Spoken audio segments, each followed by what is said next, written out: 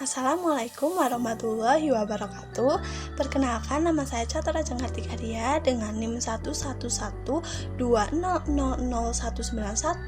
dari Prodi Administrasi Negara Fakultas Ilmu Sosial dan Ilmu Politik Universitas 17 Agustus 1945 Surabaya.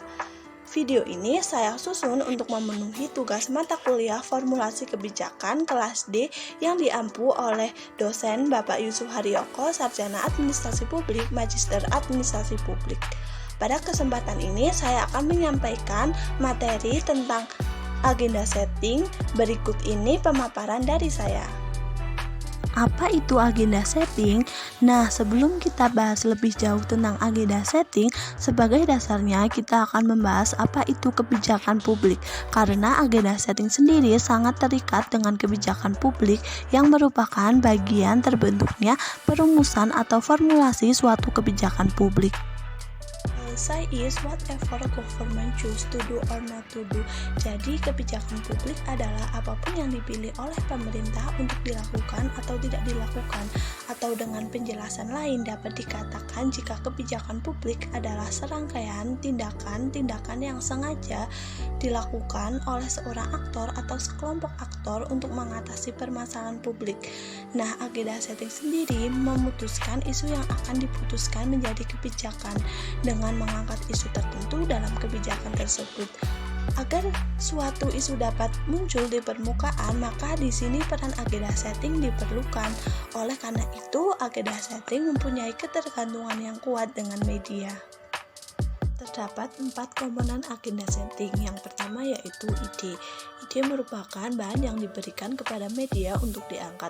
Biasanya ide yang diambil merupakan hal yang dekat dengan masyarakat sehingga mampu menjadi perhatian masyarakat.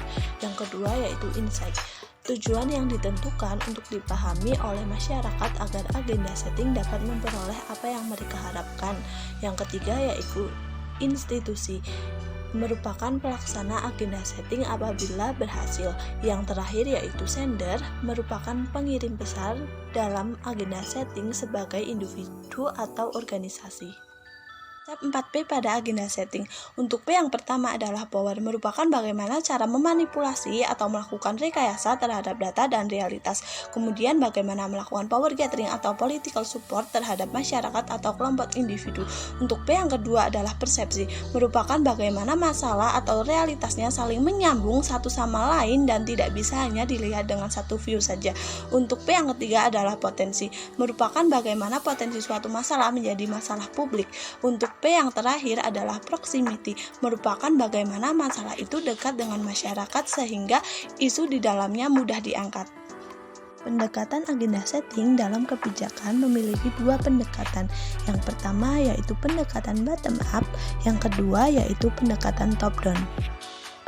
Pendekatan bottom up. Pada pendekatan ini diinisiasikan oleh masyarakat melalui media dan digiring menjadi hal krusial sehingga mendapatkan perhatian dari masyarakat. Pada pendekatan ini terdapat public opinion. Jenis agenda setting seperti ini dilakukan oleh masyarakat untuk mendapatkan perhatian dari pemerintah. Kegiatan yang biasa dilakukan adalah kampanye dan menggunakan berbagai media sehingga dibantu oleh media mainstream. Pendekatan top down. Pada pendekatan ini, agenda setting diusulkan oleh pemerintah melalui berbagai institusinya. Hal tersebut dilakukan dengan menggulirkan isu yang dianggap penting untuk mendapatkan berbagai sudut pandang dan kadangkala kebijakan yang akan dibuat sudah ada gambarannya.